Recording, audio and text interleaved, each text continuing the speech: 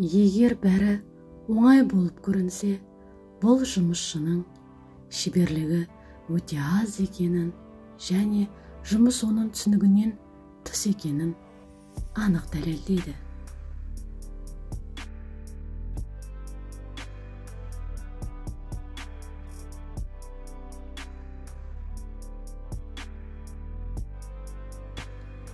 Адам өлтірушіге қалай қараса, адам өлтірушіге де солай қарайтын уақыт келеді.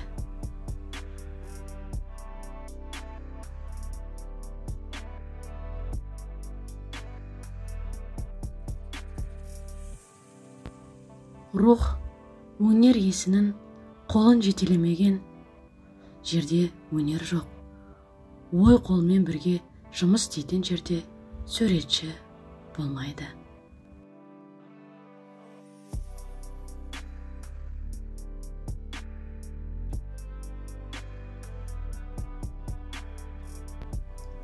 Бір шаңырақтың астындағы тауықтар бейбітшілік пен келісімде өмір сүреді. Ал екі әтеш бір тауық қорасында ешқашан тіл табыса алмайды. Олардың табиғаты осындай.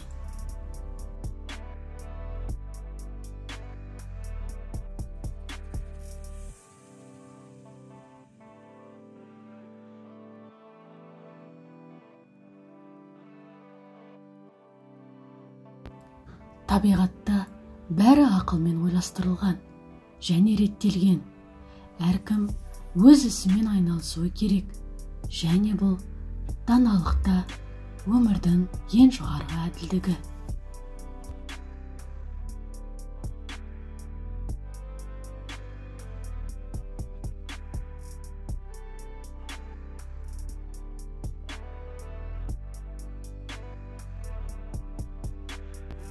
Егер сіз шыдамдылық пен еңбекқорлық танытсаңыз, онда егілген білім тұқымы жақсы қашау береді. Білімнің түбі ащы, жемісі тәтті.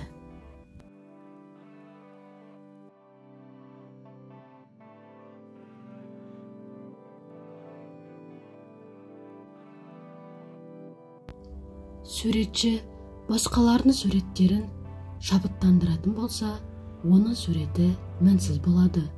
Бірақ табиғат заттарынан үйренсе, жақсы жеміс береді.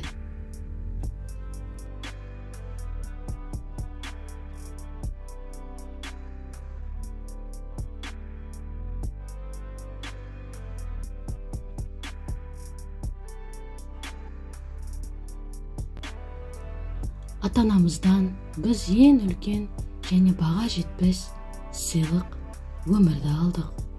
Олар бізге күште, махаббатты да аямай өсірді. Ал енді олар қартайып, ауырып жатқанда, оларды емдеп шығарып салу біздің парызымыз.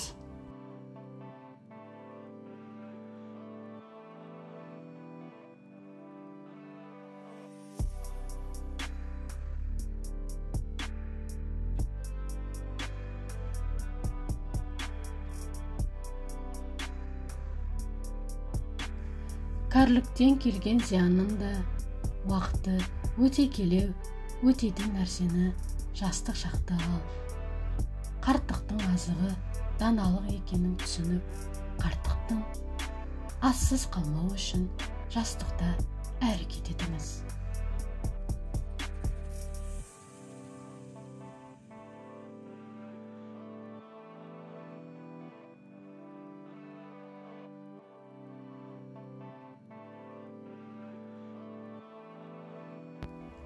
Жылы киім суықтан қорғайтыны сияқты әсер етуде реніштен сақтайды. Сабыр мен жан тыныштығын арттырыңыз. Реніш қаншалықты ащы болса да сізге тимейді.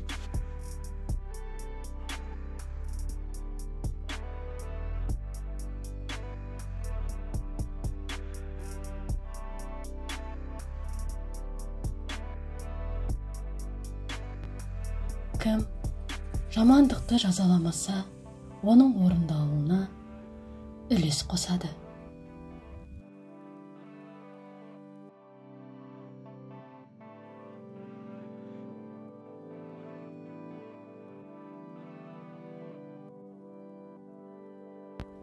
қателіктеріңізді жасырғысы келетін достан гөрі сіздің қателіктеріңізді іздейтін қарсылас пайдалырақ.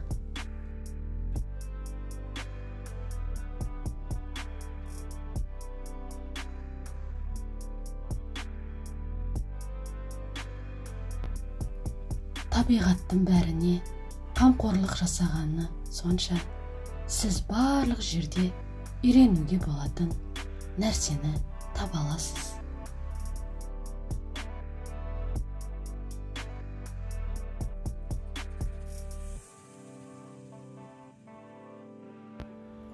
Жан тәнде өмір сүргісі келеді, өйткені онсыз ол әрекет те сезе де алмайды.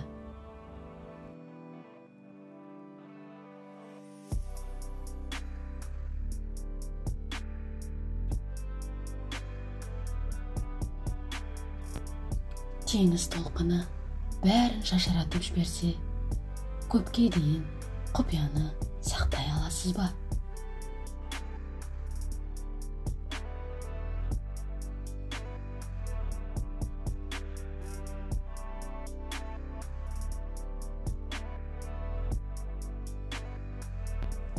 Мақтасаң, зиян келтіресің, бірақ аз түсінетін нәрсені айыптасаң, одан да көп зиян келтіресің.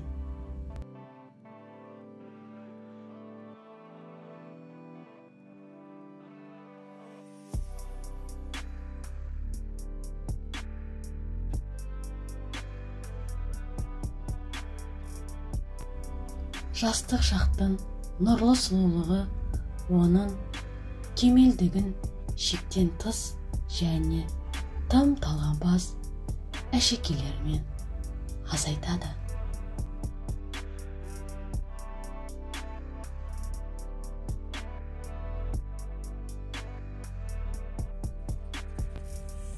Эксперимент адам мен табиғат арасындағы нағыз делдал.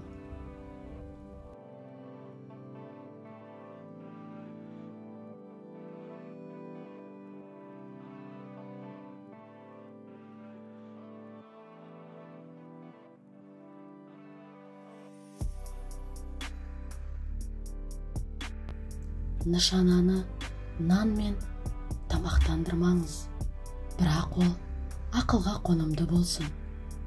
Сонда сіз оған басқаларды қорлау мүмкіндігінен бас тартпайсыз.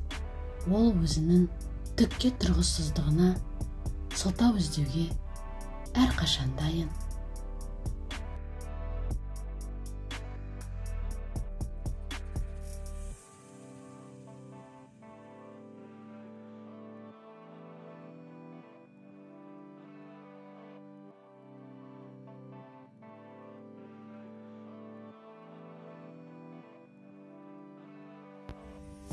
Дарынға ие болған адамды қайғылы тағдыр күтіп тұр. Бірақ ол қабілетін дамытып, жетілдірудің орнына өзін шектен тыс асырып, босқа нарцизмге бой алдырады.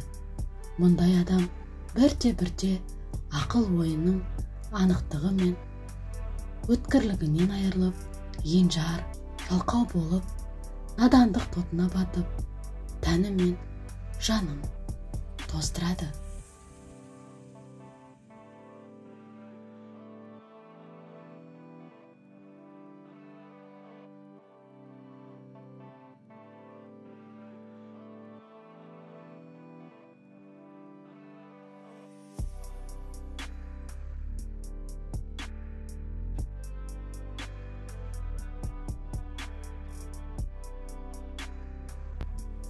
Тәжірибеден тумаған білім барлық сенімділіктің анасы, нәтижесіз және қателіктерге толы.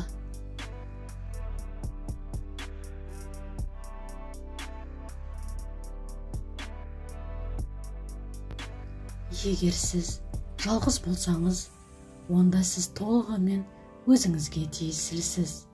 Егер сіздің қолыңызда кем дегенде бір адам болса, онда сіз оның мінез құлқының иланбауына пропорционалды түрде жарты немесе одан да аз өзіңізге тиесілісіз. Ал қасыңызда біреуден көп адам болса, одан сайын аянышты күйге батасын.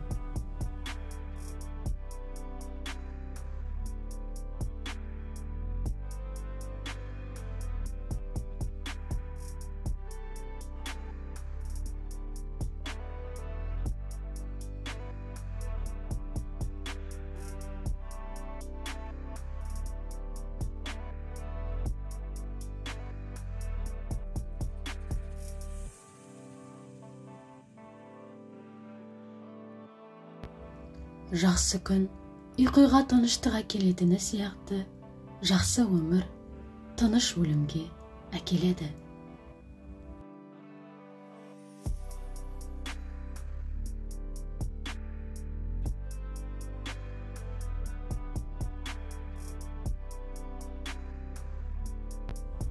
Шынайы махаббат бақытсыздықта көрінеді, жарық сияқты. Ол жарқыраған сайын түн қараңғылығында